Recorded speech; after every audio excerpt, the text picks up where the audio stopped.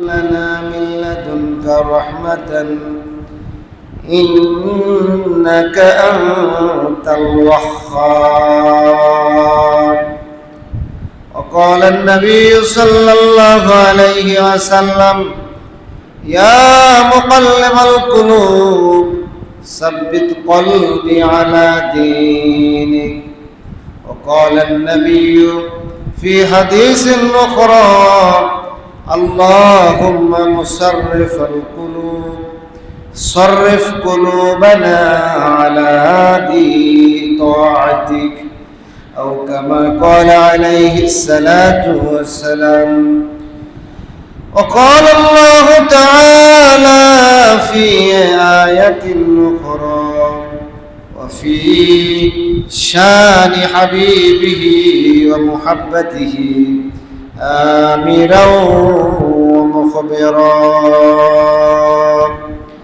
إن الله وملائكته يصلون على النبي يا أيها الذين آمنوا صلوا عليه وسلموا تسليما. اللهم صل على مولانا محمد وعلى آل سيدنا مولانا محمد. اللهم صل على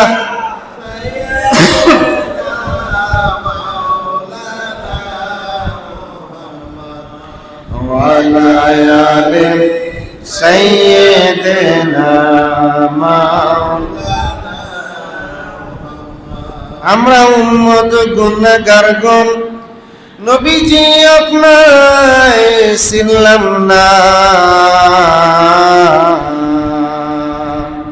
সেই কারণে রোজ হাসরে নবীজি আমাদের ভুলেন না।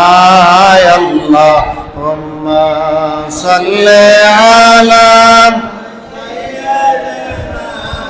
মাওলানা মুহাম্মদ ওয়া আলা আলি সাইয়্যিদিনা মাওলানা। আরব দেশের মদিনাবাসী তারা কত ভাগ্যবান, তাদের মাঝে ঘুমিয়ে আছেন দোজাহানের মহাজন। আল্লাহুম্মা সাল্লি আলা মাওলানা মুহাম্মদ ওয়া আলা আলি সাইয়্যিদিনা মাওলানা।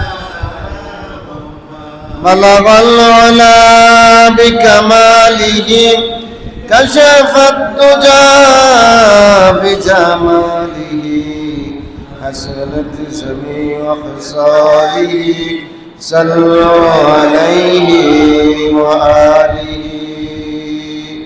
هو الحبيب الذي ترجى شفاعته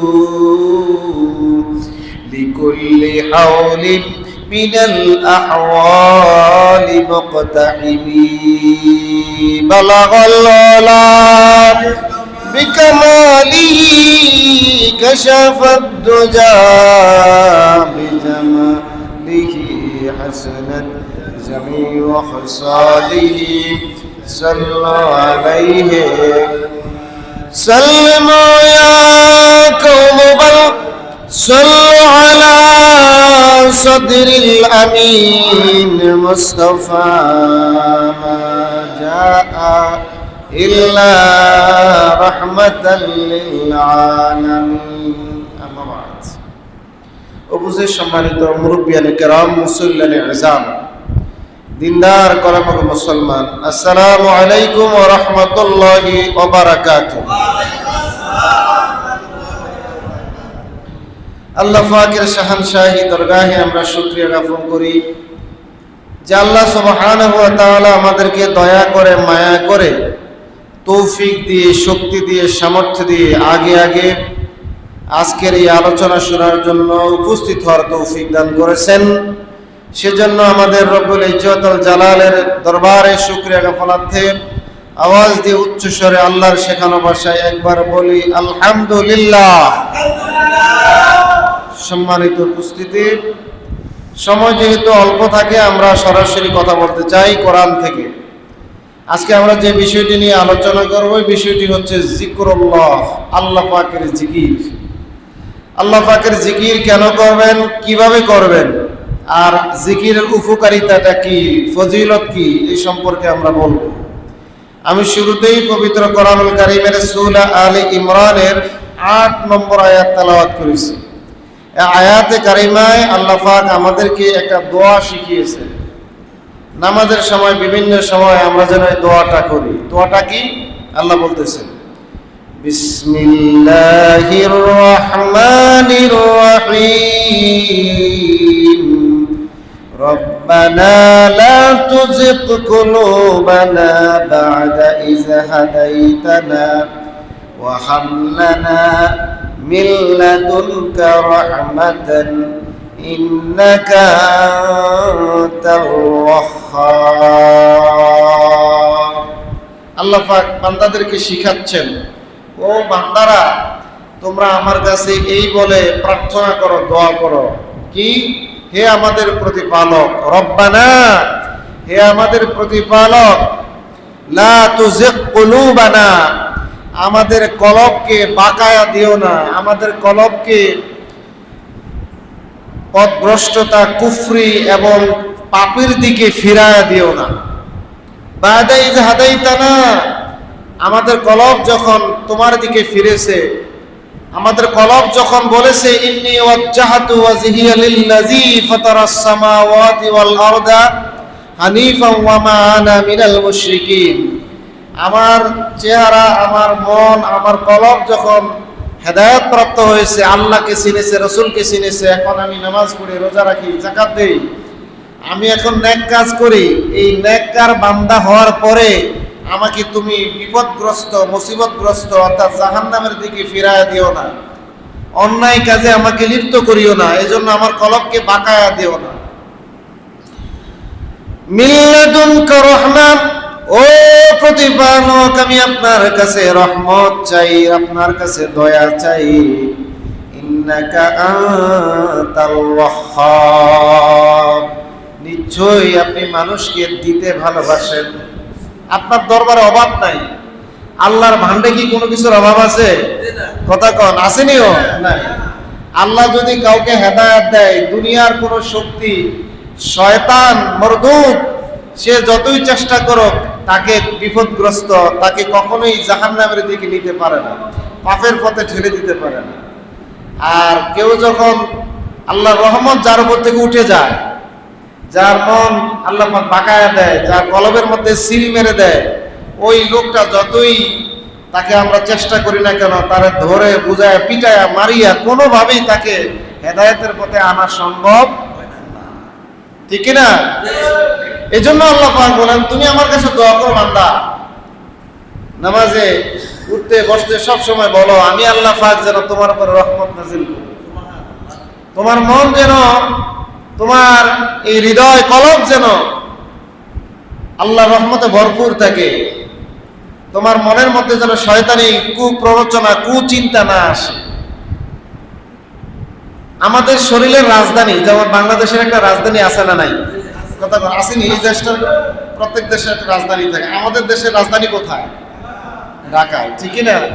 Dhaka is the capital of Bangladesh. Dhaka বাংলাদেশের কি রাজধানী? তো রাজধানীতে সংসদ ভবন আছে, সেক্রেটারিয়েট ভবন আছে, যত আইন কানুন আছে সব কিছু পাস হয় কোথায়? আমরা রায়পুরে না ঢাকায়? কথা কয়, আইন কানুন পাস হয় কোথায়? ঢাকায় না রায়পুর? ঢাকায়, কারণ এটা রাজধানী, ঠিক না? ঢাকা থেকে যেমনি নির্দেশ দেয় দেশটা অমনি চলে। ঢাকার সংসদ ভবন থেকে, ঢাকার আমাদের প্রধানমন্ত্রী অফিস থেকে যখন যে আদেশ দেয়, আমাদের পুরো জেলা বলেন, থানা বলেন, ইউনিয়ন বলেন, এমনকি চৌকিদার পর্যন্ত ওই ঢাকার আদেশ, রাজধানীর আদেশটা মানতে বাধ্য, ঠিক কিনা? তার মানে ঢাকার কথায়, রাজধানীর কথায় দেশ চলে। মানুষের শরীরের রাজধানী হচ্ছে তার কলব। এই কলবের কথায় তার পুরো শরীর চলে, মন চলে, হাত চলে, পা চলে, আপনার সবকিছু। আপনার মন যদি ভালো কিছু চায়, আপনি ভালো হবেন।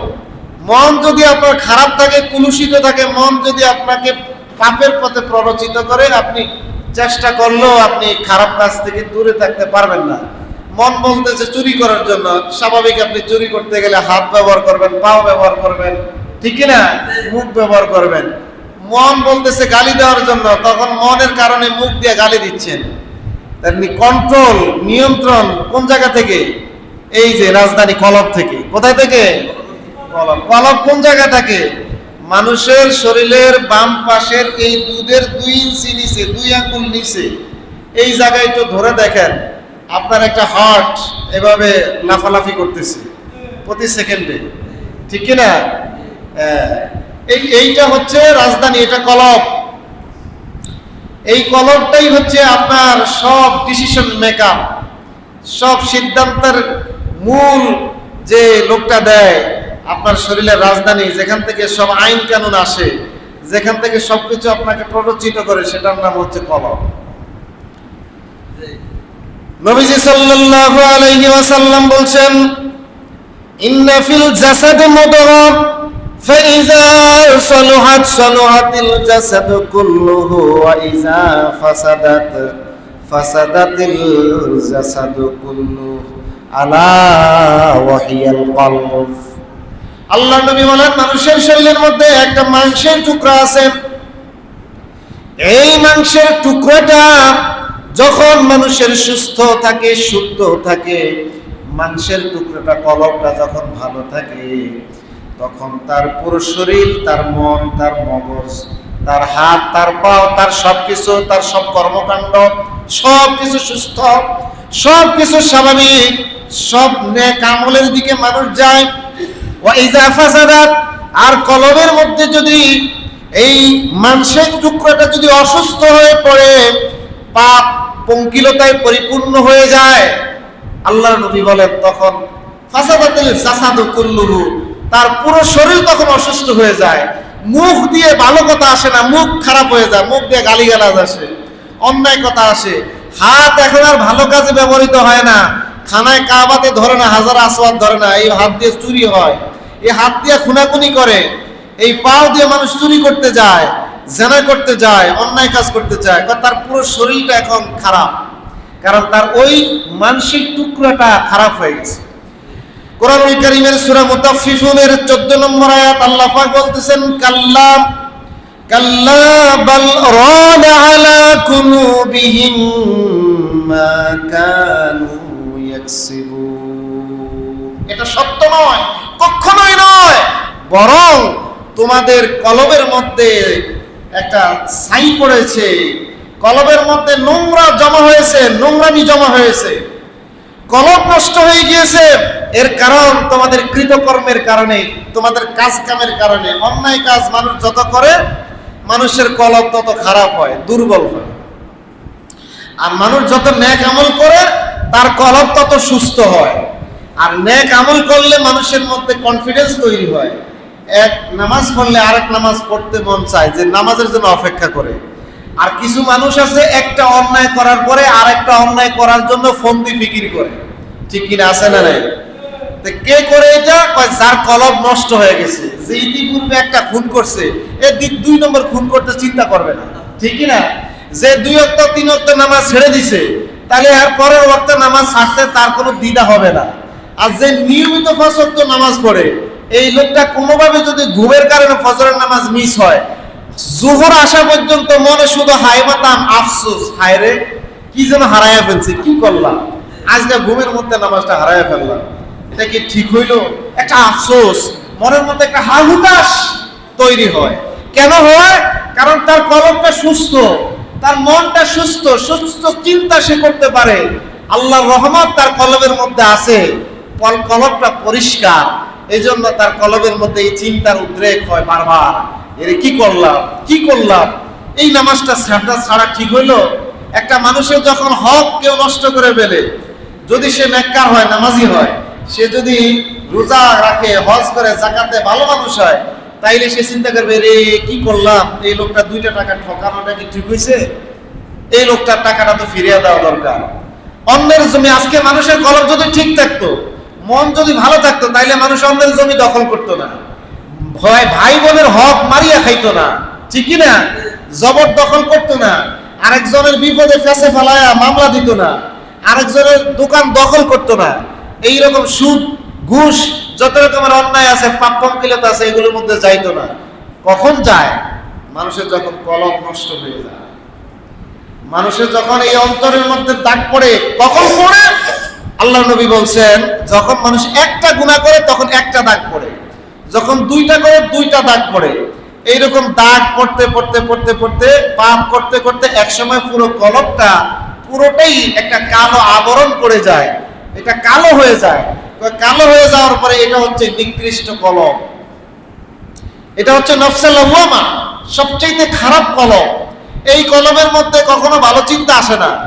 নামাজের কথা বললে শরীরে আগুন ধরে, হুজুরের দেখলে গায়ে চুলকানি হয় না, কোনো ওয়াজ মাহফিলের কথা বললে এদের খুব খারাপ লাগে, ঘুমের ডিস্টার্ব হয়, আজান দিলে ভালো লাগে না, নেক আমলের দিকে ডাকলে ভালো লাগে না, মুরব্বীরা ভালো কথা বললে ভালো লাগে না।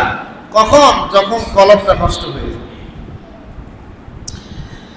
নবীজি সাল্লাল্লাহু আলাইহি ওয়াসাল্লাম বলছেন, শোনো, মানুষের শরীরের মধ্যে যেই কলবের মাংসের টুকরোটা আছে, ইজা আজনাবা কানাত নুকতাতুন সাওদা, যখন মানুষ একটা পাপ কাজ করে, তার কলবের মধ্যে এক নুকতা, এই যে নুনের উপরে নুকতা, বার নিচে নুকতা, তার উপরে 2 নুকতা, এই নুকতা পরিমাণ ছোট্ট দাগ পড়ে, একটা পাপ করলে এক নুকতা দাগ পড়ে। নবীজি বললেন, ফাইজা যাদাত যাদাত ফাযালিকার রান, সে যদি পাপের কাজ বাড়াইতে থাকে, একটার পর একটা গুনার কাজ করে, মিথ্যা কথা বলে, টাউটারি, পাটপারি, ধোঁকাবাজি, যত রকমের গুনাহ আছে, একটার পর একটা যখন করতে থাকে, একটা একটা করে নুকতা পড়তেই থাকে, পড়তে পড়তে পড়তে পড়তে তখন কলবটা হাত্তা ইউগাল্লাফা মা কলবা, তার পুরো কলবটা ওই পাপ পঙ্কিলতায় ছেয়ে যায়, পরিপূর্ণ হয়ে যায়, দাগ পড়ে যায়। এখন চাইলেও এই কলব দিয়ে ভালো কোনো কাজ করা সম্ভব। এখন কি করা? আমরা তো জীবনে অনেক গুনাহ করছি, ইচ্ছা করে করেছি, অনিচ্ছায় করেছি, শয়তানের ওয়াসওয়াসায় পড়ে করেছি, ধোঁকায় পড়ে করেছি, অনেক সময় ইচ্ছা করিয়া শয়তানের, আমাদের বন্ধু বান্ধবদের ফান্দে পড়িয়া গুনার কাজ করছি, একজন আরেকজনের সহযোগিতা করছি, ঠিক কি না? এমন অনেক গুনাহ আমরা করছি ছোটবেলা থেকে, করতে করতে করতে আমাদের অনেকেরই, বেশিরভাগ যারা আমরা এখানে আছি, প্রত্যেকেরই কলবের মধ্যে কিন্তু পাপ আছে, প্রত্যেকেই আমরা পাপী, আমরা সবাই গুনাহগার। এখানে গুনাহ নাই এরকম কেউ আসেননি আপনারা? কর কেউ হাত তুলতে পারবেন যে জীবনে একটা গুনাহ করি নাই? গুনাহ নাই কার? আল্লাহর নবীদের কোনো গুনাহ নাই, ঠিক না? নবীরা মাসুম, নবীরা ছাড়া পৃথিবীর যত মানুষ আছে, সব মানুষের কিছু না কিছু গুনাহ আছে। সে পীর হোক, ফকির হোক, যত বড় আল্লাহর ওলি হোক, তারও গুনাহ আছে না নাই? প্রকাশ্যে গুনাহ, গোপনে গুনাহ, কারো প্রকাশ্যে সব বাইরে হয়ে যায়, কারোটা গোপন থাকে, কিন্তু গুনাহ আছে। গুনাহ ছাড়া কোনো মানুষ। এখন এই অবস্থায় যেহেতু আমাদের গুনাহ করতে করতে কলবটা এখন নষ্ট হয়ে গেছে, এই কলবটা রোগাক্রান্ত, রোগগ্রস্ত। যখন মানুষের রোগ হয়, জ্বর আসে, তখন জ্বরের একটা চিকিৎসা আছে না নাই? মাথা ব্যথা হইলে মাথা ব্যথার চিকিৎসা আছে না নাই? এখন মাথা ব্যথা হইলে তো মাথাটা কাইটা ফেলা যাবে না, কাইটা ফেললে তো আর মানুষটা বাঁচলো না, ঠিক কি না? আপনার জ্বর হয়েছে বলে আপনার যেটা কোনো চিকিৎসা নাই এরকম কিন্তু না, সব কিছুরই চিকিৎসা আছে। জ্বর হইলে মানুষ যেরকম অসুস্থ হয়ে যায়, মানুষের কলব যখন এই পাপ করে তখন কলবটা এরকম অসুস্থ হয়ে যায়। এখন কি দরকার? মানুষ সুস্থ থাকার জন্য যেরকম ব্যায়াম করলে মানুষের শরীরটা সুস্থ থাকে, ব্যায়াম না করলে মানুষ একটার পর একটা রোগ হয় শরীরে, হয়নিও? ডায়াবেটিস হয়, প্রেশার হয়, একটার পর একটা বিভিন্ন রকমের রোগ তৈরি হয়। যদি শরীর চর্চা নিয়মিত সকালবেলায় হাঁটাহাঁটি করেন, দৈনিক 1 ঘন্টা ওয়ার্কআউট করেন, ব্যায়াম করেন, জিমে যান, তাহলে দেখবেন সে খুব সামর্থ্যবান। 80 বছর বয়সে কিছু মানুষ খুব তাগড়া যুবকের মতো চলাফেরা করে, আর কিছু মানুষ 60 বছরের সময় লাবুজ হয়ে যায়। কথা কোন আছে না নাই? তাই কেন 60 বছরে লাবুজ হইলো আর ওই তো 80 বছর এখনো তাগড়া? এর কারণ হলো ওই লোকটা যে 80 বছর, এই লোকটা নিয়মিত দৈনিক তার শরীর চর্চা করছে, ব্যায়াম করছে, তাকে নিজেকে সময় দিছে। আর যেই লোকটা 60 বছর পড়ে গেছে, এর কারণ এই লোকটা আসলে অলস একটা লোক ছিল। লোকটা আমল ঠিক ছিল না, নিয়মিত কোনো ব্যায়াম আদি কিছুই করতো না, শুধু খাইতো, মজা পাইতো আর খাইতো। কথা বলছেন, মজা লাগছে আর খাইছে, এই জন্য এই লোকটা শেষ। আর ওই লোকটা নিজেকে কন্ট্রোল করছে, ব্যায়াম করছে। ঠিক মন যা চাই আপনি যদি তাই করেন, মজা লাগছে তাই বলে এমনি খারাপ কাজটা করবেন, গালিটা দিতে মজা লাগে বলে কেবল গালি দিবেন, এইরকম যদি দিতে থাকেন তাহলে আপনার কলম নষ্ট হয়ে যাবে। আপনার এই মন থেকে আর ভালো কোনো চিন্তা থাকবে না, আসবে না। এখন কি দরকার? সুস্থ করার জন্য, আপনার এই অসুস্থ মনটাকে সুস্থ করার জন্য ব্যায়ামের দরকার আছে না নাই? কথা কোন আছে না নাই? শরীর সুস্থ করার জন্য যেরকম ব্যায়ামের দরকার, পরিমিত খানা দরকার, ঠিক একজন মুমিনের কলবকে সুস্থ করার জন্য কিছু ব্যায়াম আছে। নবীজি সাল্লাল্লাহু আলাইহি সাল্লাম বলেছেন হাদিস শরীফের মধ্যে, আল্লাহ পাক কোরআনুল কারীমের মধ্যে এই ব্যায়ামগুলো দিয়ে দিয়েছেন, এই চিকিৎসা আল্লাহ পাক দিয়েছেন। কন্যা সুবহানাল্লাহ।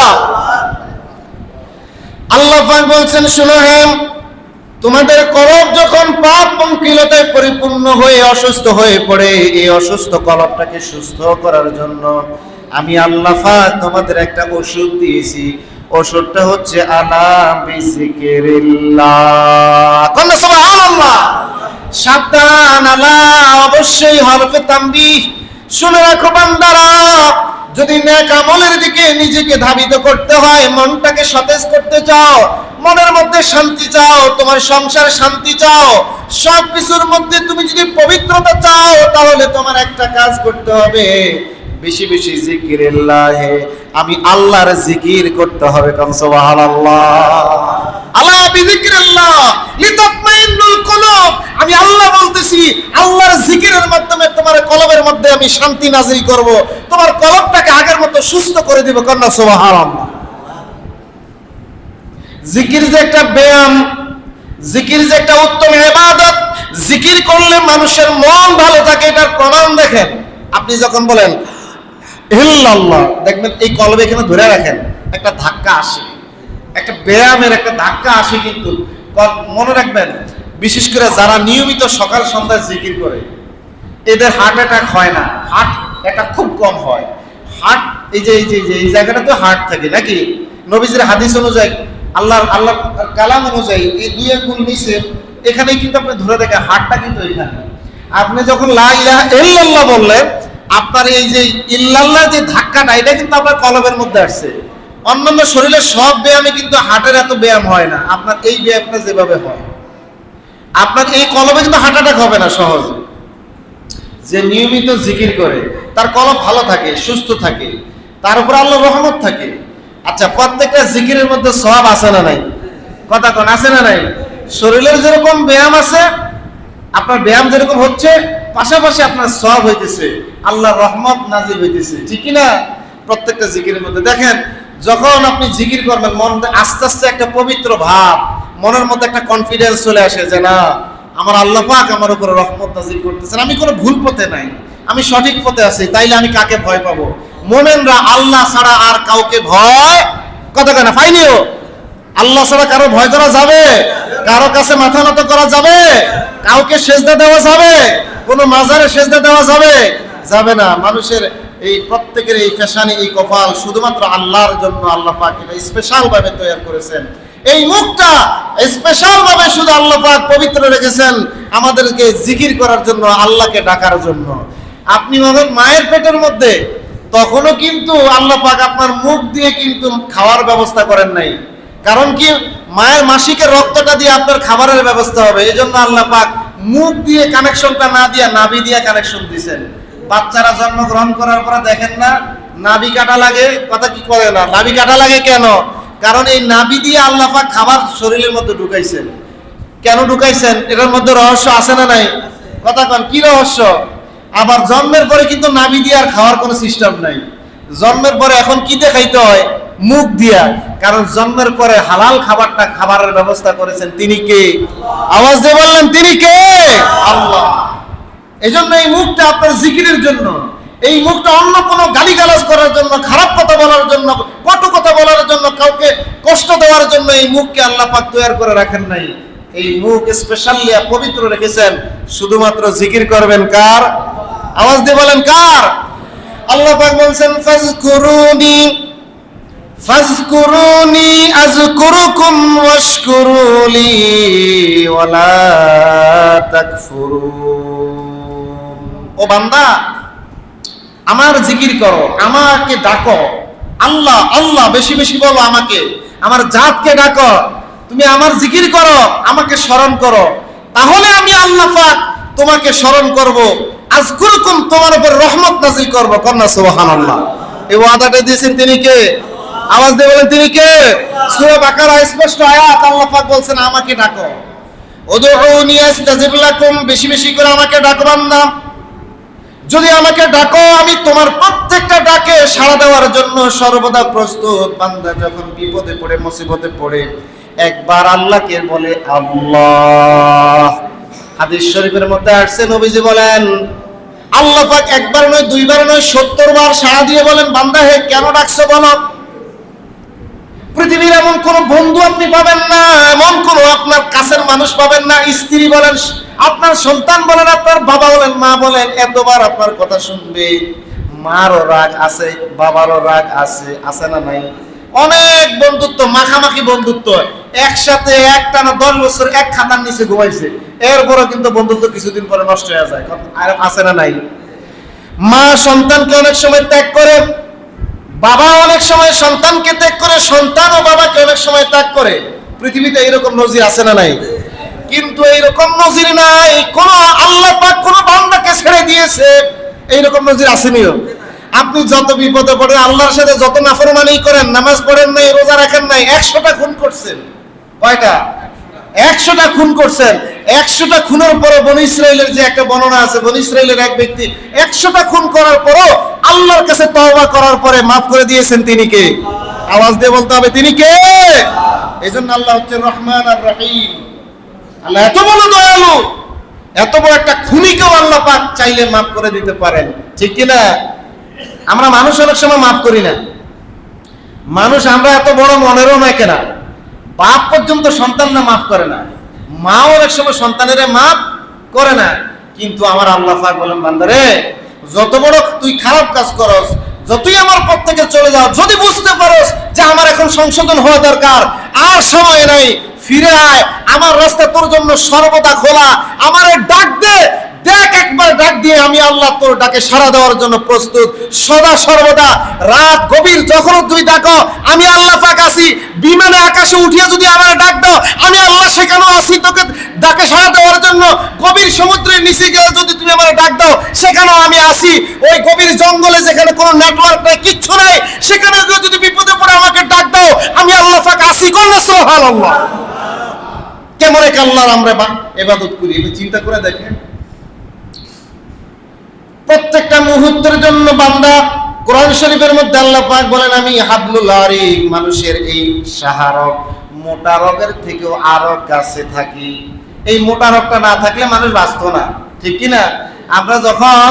আমরা যখন এই পশু জবাই করি, তখন করে এই আসল খাদ্য নালীটা একটু ভালো করে ইয়ে করে দেয়, ঠিক কি না? এটা একটা সাহারক। তোমার সাহারকটা যেরকম তোমার খুব কাছে, এইটা খুব কাছে, এটা ছাড়া যেরকম তুমি বাঁচো না, আমি আল্লাহ তার থেকেও আরো কাছে তোমার। কন্যা সুবহানাল্লাহ। একবার ডাক দাও বান্দা, ভোর রাত্রে একটু বলো, তুমি এমন গুনাহ করছো, হয়তো তুমি মনে করতেছো তোমার আর কোনো ক্ষমা নাই, কোনো মাপ নাই। দুনিয়ার আদালত যেখানে মাপ করে না, দুনিয়ার কোনো কিছু থেকে তুমি যখন পরিত্রাণ পাও না, কিন্তু ওই অবস্থাও আমি আল্লাহ তোকে মাফ করে দিতে পারি। সেই ক্ষমতা আমি আল্লাহর আছে না নাই? কথা বলেন আছে না নাই? আছে। এজন্য আল্লাহ পাক বলেন বান্দা হে উযকুর ইসমা রাব্বিকা বুকরাতাও ওয়া আসীলা, সকালে একবার আমাকে একটু ডাক দাও, সন্ধ্যায় আরেকবার একটু ডাক দাও। আমি আল্লাহ সকাল এবং সন্ধ্যায় তোমার ডাকটাকে বড় বেশি পছন্দ করি। সুবহানাল্লাহ। এজন্য ফজরের পরে একটু একটু জিকির করবেন, ফজরের বিছনায় পড়ে আল্লাহকে একটু ডাকবেন, মাগরিবের পরে একটু জিকির করবেন। এই দুইটা টাইম কিন্তু আল্লাহ খুব পছন্দের টাইম, আল্লাহ বান্দাদের খুব কাছে থাকেন এজন্য। আর যদি আল্লাহকে ভুলে যান, যদি এত কিছু বলার পরেও আল্লাহকে আপনি না ডাকেন, না জিকির করেন, আল্লাহ পাক বলেন ওমান আরাদা যিকরি ফাইন্না লাহু মাঈশাতান দানকান ওয়া নাহশুরুহু ইয়াওমাল কিয়ামাতি আমা। যারা আমাকে ভুলে যায়, যারা আমার জিকিরকে ছেড়ে দেয়, যারা আমার কাছে স্মরণ করা বন্ধ করে দেয়, আমি আল্লাহ পাক বলে দিচ্ছি শোনো, পৃথিবীর জিন্দেগিটা, পৃথিবীর জীবনটা তোমাকে আমি সংকীর্ণ করে দিব। পৃথিবীতে অপমানের জীবন তুমি যাপন করবে, তোমার জীবনটা অত্যন্ত অতিষ্ঠ হয়ে পড়বে, সংসারে শান্তি থাকবে না, ব্যবসায় উন্নতি থাকবে না, সন্তানাদি দিয়ে শান্তি থাকবে না, কোথাও তুমি শান্তি পাইবে না। যেখানে যাও সেখানে তোমার বিপদ, সন্তান কথা শুনবে না, বউ ভাইগা যাবে, বউ কথা শুনবে না, তোমার প্রতি কেউ দয়া করবে না, মায়া করবে না, তোমার কোনো কিছুতে উন্নতি থাকবে না যদি আমার জিকির না করো বান্দা। আর শুধু তাই না, দুনিয়ার শাস্তি শেষ না, ওয়া নাহশুরুহু ইয়াওমাল কিয়ামাতি আমা। কিয়ামতে আমি তোমাকে অন্ধ করে উঠাবো, চোখ থাকবে দেখবা না, কিয়ামতে তুমি অন্ধ থাকবা। ওই দিন তুমি বলবে ক্বালা লিমা হাশারতানি আমা, মাবুদরে আমি তো দুনিয়াতে দেখতাম, দুনিয়াতে চোখ ছিল, এত সুন্দর দুনিয়ার দৃশ্য দেখেছি, আজকে কেন কিয়ামতের ময়দানে আমার চোখ নাই? আমার চোখ আছে কিন্তু আমি কেন দেখি না? আল্লাহ পাক বললেন বান্দারে, তোমার চোখ ছিল, এখনো আছে, তোমার এই চক্ষুর জ্যোতিটা আমি নিয়ে গিয়েছি। এর কারণ হচ্ছে আমি তোমার কাছে পৃথিবীতে আমার জিকিরকে, আমার কোরআনকে পাঠিয়েছিলাম। আলেম ওলামারা বারবার ডেকে ডেকে হাতে ধরে পাও ধরে বলেছিল, বাবারে নামাজ পড়ো, রোজা রাখো, আল্লাহকে একটু জিকির করো, কলবটাকে পরিষ্কার করো, সকালে একবার সন্ধ্যায় একবার জিকির করো। কিন্তু তুমি ওই দিন কথাগুলো শুনো নাই, এক কানে ঢুকাইছো আর কানে বের করে দিছো, আমলের ধারে কাছেও ছিল না, আমাকে তুমি ভুলে গিয়েছিলে পৃথিবীতে। এজন্য আমি আল্লাহ পাক আজকে শাস্তি স্বরূপ তোর চোখের দৃষ্টি কেড়ে নিলাম, আজকে তোকে আমি ভুলে গেলাম, দেখি আজকে তোকে জান্নাতে কে নেয়। আল্লাহ যদি এরকম কোনো কথা বলে, নবীজি বলছেন যদি কাউকে আল্লাহ পাক ধরে বসে, তার ফাকার হালাকা, সে ধ্বংস। দুনিয়ার কোনো শক্তি নাই, পৃথিবীর অর্থাৎ কিয়ামতের ময়দানে এমন কেউ নাই, নবীজি বলে আমিও তার পক্ষে সুপারিশ করতে পারবো না। যদি আমি আল্লাহ পাক কারো ধরে বসে, তাহলে আমরা কি চাই আল্লাহ পাক আমাদের হিসাবটা নেক? কথা কন, হিসাব নিলে কি বাঁচবেন? বাঁচার কোনো সুযোগ আছে? কোনো সুযোগ নাই। তাইলে এখন থেকে নিজেকে সংশোধন করি, মনটাকে, কলবটাকে পরিষ্কার করি, একটু জিকির করি সকাল সন্ধ্যায়, সব সময় যখন একটু সময় পাবো তখনই বলবো আল্লাহ আল্লাহ, লা ইলাহা ইল্লাল্লাহ, লা ইলাহা ইল্লাল্লাহ, সুবহানাল্লাহ, আলহামদুলিল্লাহ, আল্লাহু আকবার, সুবহানাল্লাহি ওয়া বিহামদিহি, সুবহানাল্লাহিল আযীম। এগুলো সব জিকির, যে যেভাবে পারেন আল্লাহকে জিকির করবেন, আল্লাহকে একটু ডাকবেন, একটু সময় দিবেন। এই সময়টাই আপনার আসল সময়। মনে রাখবেন, দুনিয়ার সব পরিশ্রম যা আছে সব রেখে যাবে, কিন্তু এই সকালবেলার এই 20 মিনিট টাইম আল্লাহকে যে ডাকলেন, সন্ধ্যাবেলা এই 10 মিনিট টাইম আল্লাহকে ডাকলেন, এটা আপনার সঞ্চয়, এটা আপনার ডিপোজিট, এটা আপনার চালান। এই ব্যাংকে থেকে জীবনে টাকা উধাও হবে না, এটা জমা থাকবে, এটার ফল একদম নিশ্চিতভাবে আপনি পাবেন। আল্লাহ পাক আমাকে আপনাকে যেন এইরকম আমল করে এই পৃথিবী থেকে যাওয়ার তৌফিক দান করেন। সবাই বলে আমিন। আওয়াজ দিয়ে বলেন আমিন। আজকে থেকে আমরা জিকির করতে রাজি আছি নি? কারা কারা রাজি নাই? আমরা রাজি নাই, তবে সবাই রাজি তো নাকি? একটু জিকির করবেন তো, অন্তত কিচ্ছু না পারেন 40 বার আস্তাগফিরুল্লাহ বলেন, আস্তাগফিরুল্লাহ, আস্তাগফিরুল্লাহ, আস্তাগফিরুল্লাহ, 40 বার আস্তাগফিরুল্লাহ বলেন। সন্ধ্যাবেলায় আল্লাহকে অন্তত 20 বার আল্লাহ আল্লাহ বলেন, 20 বার লা ইলাহা ইল্লাল্লাহ, লা ইলাহা ইল্লাল্লাহ বলেন। একটু বেশি পারলে 100 বার পড়বেন, 100 বার পড়লে একটা তাসবিহ পূর্ণ হয়। যদি সম্ভব হয় এই কাজটা একটু করেন ভাই, এর থেকে দামি কথা আর পৃথিবীতে একটাও নাই, এর থেকে দামি আর কোনো আমল হইতে পারে না। এই আমলটা আজকে থেকে আমরা জারি রাখি, কিয়ামতের ময়দানে অন্তত একটা আমল করে যাব। আমাদের হয়তো সূরা কেরাত অশুদ্ধ, আমরা মাসলা মাসাইল জানি না, আমাদের নামাজ ঠিকমতো আসলে হয় না, পড়ি আল্লাহকে ভয় করে, অন্তত এইটুকু বলতে পারবো আল্লাহ এই আমলটা আমি চেষ্টা করেছি। একদিন হুজুর আমাদেরকে আলোচনা করে বলেছিলেন, বুঝিয়ে বলছিলেন, ওই দিন থেকে আর এই আমলটা ছাড়ি নাই। সকালবেলা 100 বার, বিকেলবেলা 100 বার তোমার জিকির করছি, এটাই আমার সালাম, আর কিচ্ছু নাই। যদি তুমি আমাকে মাফ করো তাহলে হয়তো আমি মাফ পাবো, তুমি মাফ না করলে আমার মাফ পাওয়ার সুযোগ নাই, আর মাফ করলেও তোমার কোনো অসুবিধা নাই। আল্লাহ কি অসুবিধা আছে? আল্লাহ আপনারা মাফ করে দিলে, আল্লাহ জান্নাত দিলে আল্লাহর মনে টান পড়বো, ভান্ডার মনে হয় নাই, জান্নাতে জায়গা কম, জান্নাত একটা আল্লাহ বেশি বানাইছে নাকি কম বানাইছে? কথা কন। জাহান্নাম একটা কম, জাহান্নাম 7টা, জান্নাত কয়টা? 8টা। তাহলে কাগজে বানাইছে, আপনার আমার জন্য না? তাহলে আমরা আজকে থেকে একটু ওই জান্নাতে যাওয়ার জন্য চেষ্টা করি। আজকে থেকে আমল করি। আমা তৌফিক ইল্লা বিল্লাহ। আসসালামু আলাইকুম ওয়া রাহমাতুল্লাহ। যারা কাবলা জমা পড়ি নাই 4 রাকাত কাবলা জমা পড়ে নেবে ইনশাআল্লাহ।